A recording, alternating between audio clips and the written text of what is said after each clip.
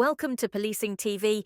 Each week, we will explore the highlights from our latest videos, diving into topics like AI, technology, drugs, and the people shaping the future of policing. ANZPAA, held at the Melbourne Convention Centre on 25th to 26th November 2025, is organised by the Australia-New Zealand Policing Advisory Agency, ANZPAA, and supported by Policing Insight and PolicingTV as global media partners, hosted by the police commissioners from across Australia and New Zealand. PC25 Centres on the theme Policing for the Future, what matters most. And much more effective for the community. There's an opportunity for people to collaborate, come together, meet each other, and take away specific learnings that will help them manage policing into the future. I've really enjoyed the conference. We've had some amazing presentations that will be really helpful back in New Zealand. The sessions were amazing. They gave me a lot of ideas. It's actually really good to also meet some of my counterparts, I suppose, from the other jurisdictions. What I found most valuable is actually the networking.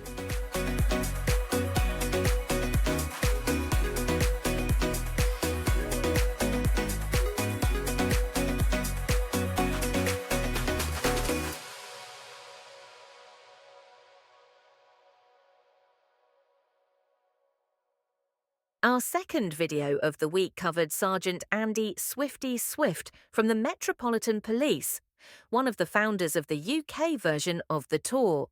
The annual Police Unity Tour cycle ride takes place from August 1st to 3rd this year. In this clip, he reflects on the Unity Ride's US origins, discusses the challenges involved, the very real impact the tour has had on individuals or survivors, not only from the UK but from across the globe. Yeah, so I don't think any discussion around the Police Unity Tour in the UK would be complete without looking at the origins of it. And they pretty much started in the United States in 1997, where a chap called Patrick Montouri, I believe his name was, from the New Jersey Police Department, lost a colleague in the line of duty. And he came up with the idea to honour that memory by way of a ride with the colleagues to the National Law Enforcement Memorial in Washington, D.C. Now, in that first year, if memory serves me correctly, there was 22 officers took part, and they raised just under $20,000. Fast forward to 2013. And how do we start? Rob Atkin, MBE, who's recently retired as a Chief Super in City of London Police. He's still a police officer, though, out in the Cayman Islands, bless him. And Gary Byfield, who's just about to go and retire again as a police inspector. Myself, Phil Clare, Pete Bennett, and a few others. We took part in the inaugural Police Unity Tour ride from London up to Staffordshire. I believe there was 16, 17 of us, and we raised about £10,000. Wow! But in lines with the old adage there, from small acorns doth great oaks grow. I myself kind of got kicked off the back of an aeroplane because I was across in Northern Ireland working mutual aid with the PSNI at the time, just in time to go and make the ride. Didn't get much sleep on the Friday evening. But obviously from there, I've taken over the reins of the kind of National Secretary cum coordinator. So I deal with most of the coordination of the individual rides themselves. We went from one ride in London in 2013. We're now up to, I want to go and say 18 across the country. So Scotland, Wales, Cumbria, the North East, West Mids, West Mercia, East Mids, Norfolk, Cambridge, Kent, Sussex, Surrey, Hampshire, TVP, Dorset, Avon and Somerset. I believe Devon and Cornwall are trying to get involved as well. Okay. Although for obvious reasons, I have to go and do a couple of additional days. It does get bigger every year.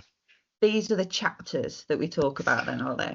So the chapters come the rides are a bit of a misnomer. Originally, we divided the UK into 12 chapters to align to kind of along the lines with the US ride, because they have all these different chapters there, depending on where you are geographically. That become quite challenging to organise it along those lines for the simple reason that you may get one chapter where there's only one ride in it. and as a result, they get one award every year. You may have one chapter where there's 4 or 5 awards, and they ended up sharing the award once every 4 or 5 years, which sticks in the craw somewhat if you've got somebody who's raising a lot of money. So we kind of organise it along ride lanes this time, just purely because it gives that bit more recognition. And obviously what we do see is that, you know, the recognition for somebody, it could be the biggest fundraiser, or it could be somebody who's overcome personal adversity. Certainly within the Metropolitan Police, we had an officer who was in remission from cancer, and their journey themselves, whilst obviously recognised the sacrifice of others there, it was quite cathartic to them because they had the opportunity to give themselves goals with which to get back to fitness. And I mean, that was there for all to see during the course of the ride. And yeah, it was quite humbling. Yeah, I can imagine. Absolutely. And I think another thing that's quite humbling for me taking part is the fact that we wear a bracelet. Each rider wears a bracelet. Do you want to tell me a little bit about that bracelet? Because I think that's very humbling for me. Yeah, so every rider gets a bracelet, and it's engraved with the details of an officer who's lost their life in the line of duty. Typically, if you have a survivor, they will tend to go and take a bracelet for a loved one, but it could be somebody who's a close former colleague, where there's a degree of association there. It could also be, and name drop Rob here ever slightly, the first year we did it, he carried the band for an officer who died in the 50s, I believe. Okay. And the officer's daughter, I think it was actually at the ceremony. And she said, you know, it's the first time that we've ever had him recognised in any way, which is a little bit sad in some ways. Yeah. But it's also heartening in others, in that we were able to go and demonstrate to them that, yes, they may well have died a few years ago, but the sacrifice is no less. Yeah. Lastly, in an exclusive interview, Professor Dr. Phaik Cheah, a Lance Corporal in the Royal Malaysia Police Volunteer Reserve and academic at University Tunku Abdul Rahman, Utah, spoke with Police Senior Lieutenant Colonel Nguyen Hu Ngoch, Director for Plans and Programs at the ASEAN Chiefs of National Police, ASEANAPOL, Secretariat. So you rightly mentioned that ASEANAPOL is actually has 10 members, or is formed by these police forces in 10 member countries. Now, is there anything unique in this region which we can share with our audience in regions outside of ASEAN? What are the unique security challenges in this region? As you are already aware, according to the official's recognition, current for the time being, the 10th Chief of ASEAN nation set the priority on the 10 different core crime areas, as I mentioned. And according to the data collection, according to the analytical report that we do at the Secretariat, we identify and heighten the focus on some specific core crime area, including illicit drug trafficking, trafficking in person. So you mentioned about data collection and how data collection has helped ASEANAPOL identify the 10 areas that needs focus. So how has this guided ASEANAPOL's initiatives in shaping policies and strategies? Yeah, thank you for that very interesting question.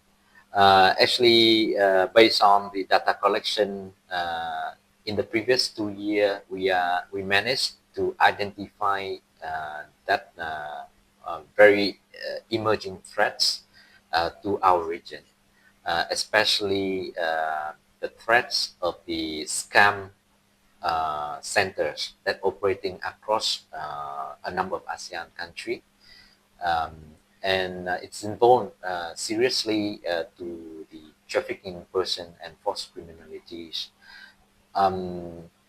We have the statistic of the international arrival to Southeast Asia every year, and estimated we anticipate by in the next 5 years, ASEAN will welcome about 200 million international arrival visitors coming to ASEAN.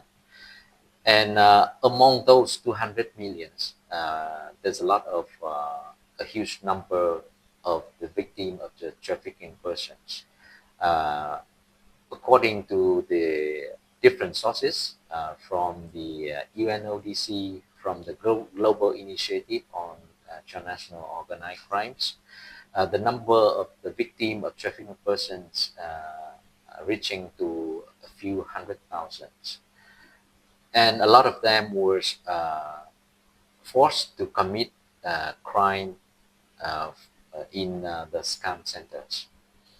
And that's why in our plan of action, we heighten the focus on that specific crime area, focusing on 5 core activities, including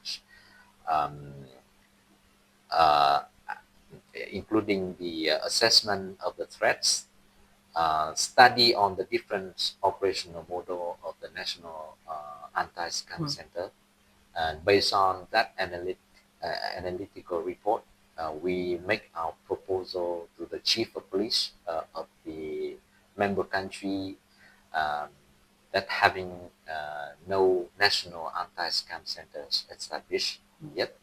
For example, recently we make a request to Singapore Police Force, Malaysia Police Force, and Thailand Royal Thai Police to nominate an expert to present about the National Anti-Scam Center that being established in their country.